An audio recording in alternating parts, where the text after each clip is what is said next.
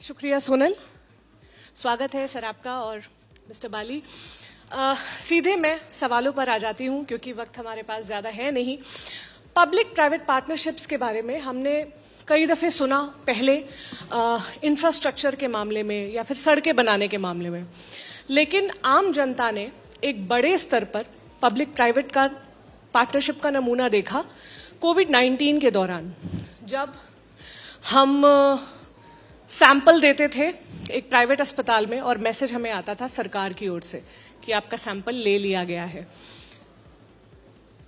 Since हमारे साथ आज डॉक्टर गुलेरिया हैं, मैं आपसे ही शुरू करना चाहूंगी सर कि कोविड-19 के दौर की आप उस वक्त बहुत अहम भूमिका में रहे, क्या लर्निंग्स थी स्पेशली पीपीपी के संबंध में? Thank you very much and शुक्रिया मुझे बुलाने के लिए।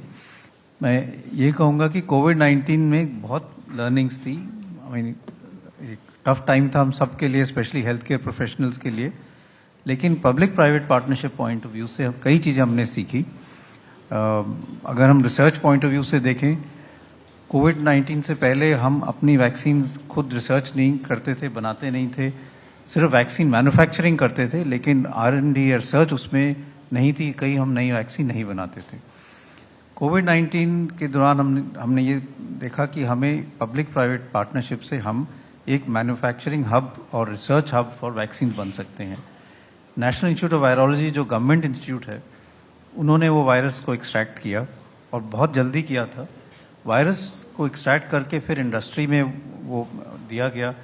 उससे दो चीज़ें हुई, एक तो टेस्ट बने, जो हम टेस्ट करते थे RT-PCR टेस्ट, उसके अगर आप याद करें कि शुरू के दिनों में उसका कॉस्ट बहुत ज़्यादा था, फिर वो एकदम कम हुआ क्योंकि वो फिर भारत में ही बनने शुरू हुए।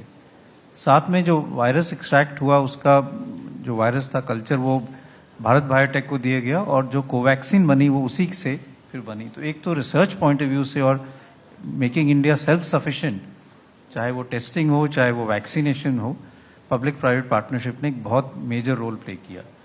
दूसरा, जैसे आपने कहा, जो हम टेस्टिंग करते थे, जो कोविन ऐप था, वो प्राइवेट सेक्टर में भी और गवर्नमेंट सेक्टर में बहुत ही यूजफुल रहा। अगर आप आज भी देखें तो वो कोविन ऐप की जो हमें PDF मिलता है, जो अपने मोबाइल पे देख सकते हैं कि हमें वैक्सीन 3 शॉट लगे हैं, बूस्टर लगा है, वो बाहर के देशों से कहीं बेहतर है।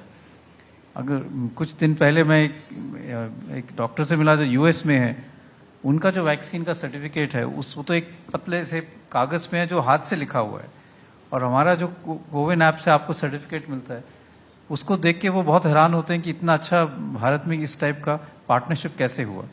तो मैं कहता हूँ कि उससे भी हमने बहुत कुछ सीखा।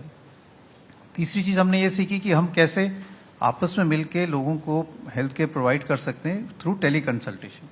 Tele consultation became popular both in private sector and government sector, क्योंकि उससे चाहे वो नॉन कोविड पेशेंट्स हों जिनको क्रॉनिक डिजीजेज हैं और वो कोविड के कारण या लॉकडाउन के कारण हॉस्पिटल में नहीं आ पा रहे, तो टेली कंसल्टेशन के थ्रू चाहे ब्लड शुगर हो चाहे हाइपरटेंशन हो, उसका केयर हो पाए। और ये गवर्नमेंट सेक्टर में भी बहुत हुआ, प्राइवेट सेक्टर में भी बहुत हुआ।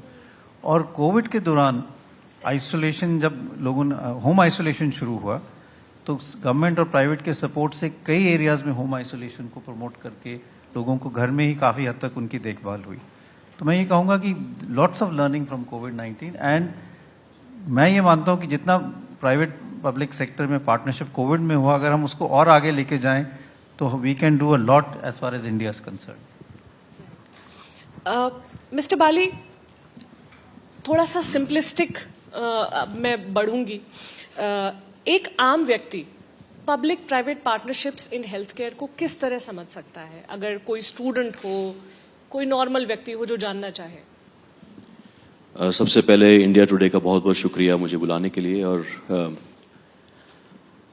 देखिए, 140 करोड़ जनता हमारी देश की, उसमें से ऑलमोस्ट 80 करोड़ लोग ऐसे हैं जिनको कोई इंश्योरेंस कवर नहीं करता, कोई पैनल कवर नहीं करता, जैसे ECHS, CGHS वगैरह।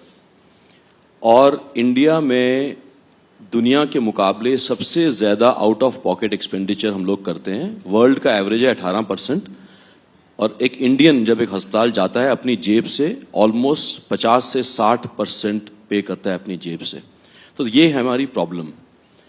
एक और चीज आपको बताता हूं, आज की डेट में इंडिया में 7 लाख हॉस्पिटल बेड्स हैं और नीति आयोग के मुताबिक 30% और बेड हमें चाहिए, सो हो गए 10 लाख बेड हमें चाहिए आज की डेट में।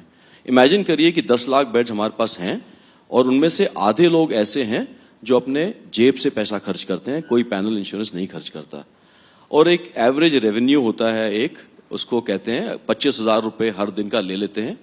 इसका मतलब हर एक इंडियन जो अपने जेब से 120 करोड़ रुपए हर दिन खर्च करता है अपनी जेब से, तो ये है हमारी प्रॉब्लम।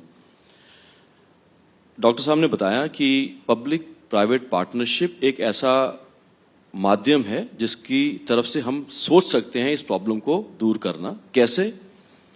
सबसे पहले ये बात है कि ये पूरी जो हमारी सिचुएशन है इसको अकेले सुलझाया नहीं जा सकता। कोविड में हमने देख लिया 70% इंडिया में जो बेड्स हैं हॉस्पिटल के आईपीडी में, वो आज प्राइवेट हॉस्पिटल्स के पास हैं। तो गवर्नमेंट अगर एक हेल्थ केयर डिलीवरी देना चाहती है तो उसमें प्राइवेट हेल्थ केयर को आना ही पड़ेगा। पहली बात तो ये।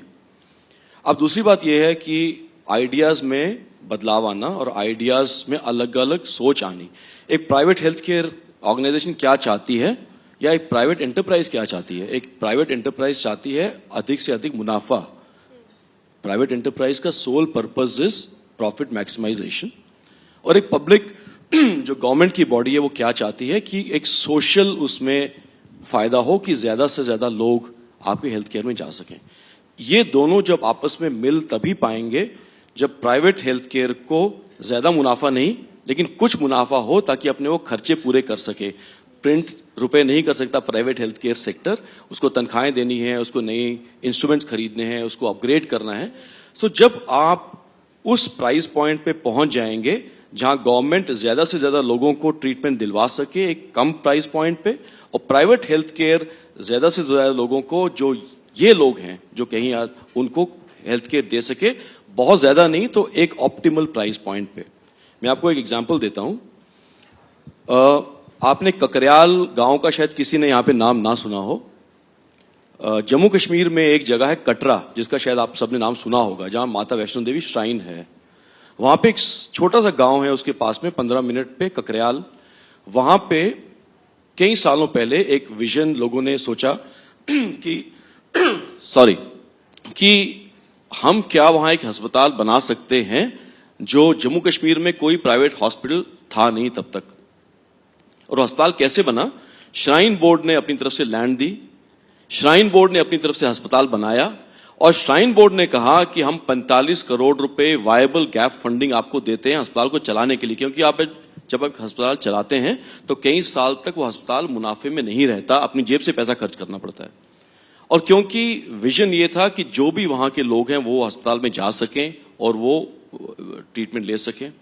2016 में honourable prime minister Narendra Modi ने उसको इनॉग्रेट किया और वो क्योंकि कंडीशंस ऐसी थी कि लैंड गवर्नमेंट ने दी, गवर्नमेंट मतलब shrine board is a public body, construction उन्होंने किया और ऊपर से वायबल गैप फंडिंग भी दी, तो नारायणा हेल्थ ने यह हॉस्पिटल उनके साथ शुरुआत किया। और आपको जान के बड़ी खुशी होगी एक ऐसी यूनियन टेरिटरी में जहां पे आयुष्मान भारत और पब्लिक जो ये स्कीम है वो हर नागरिक को मुहैया है, वहां पे ये हॉस्पिटल सक्सेसफुल है। 80% लोग आयुष्मान भारत के हैं और तब भी अस्पताल अपने पैरों पे आज खड़ा है और ये ट्रीटमेंट दे रहा है सारे। और कोविड के दौरान बिजनेसमैन क्या और ब्यूरोक्रेट्स क्या और सीनियर डॉक्टर्स क्या और नॉर्मल पब्लिक क्या और गरीब क्या और अमीर क्या, सारे के सारे लोग इसी अस्पताल में आके उन्होंने ट्रीटमेंट कराया। तो मैंने एक बहुत ही सिंपल तरीके से पब्लिक प्राइवेट पार्टनरशिप किस तरह से सक्सेसफुल हो सकती है और एक एग्जाम्पल जो आपके सामने आज है, वो हॉस्पिटल आज जम्मू कश्मीर का सबसे अच्छा क्वाटरनरी केयर हॉस्पिटल है, NABH एक्रेडिटेड, और ये ककरयाल में कटरा के पास है, एक ऐसे गांव में जहां लोगों ने नाम नहीं सुना होगा। 1000 लोगों को एम्प्लॉयमेंट दे रहा है और पूरे उस एरिया का जो इकोनॉमिक डेवलपमेंट है इस हॉस्पिटल की वजह से हो गया। सो ये बहुत ही अच्छी एक सक्सेस स्टोरी है और एक बहुत अच्छा एग्जांपल है। उसके देखते हुए कई स्टेट्स ने हमें फिर से बुलाया NH को कि आप आइए ऐसे हॉस्पिटल सेट कीजिए। तो अगर ऐसे एग्जाम्पल्स लेके अगर हमारे अंदर एक विल है तो हम इसको सक्सेसफुल बना सकते हैं, जिससे मास एक अपलिफ्टमेंट हेल्थ केयर का हो जाता है।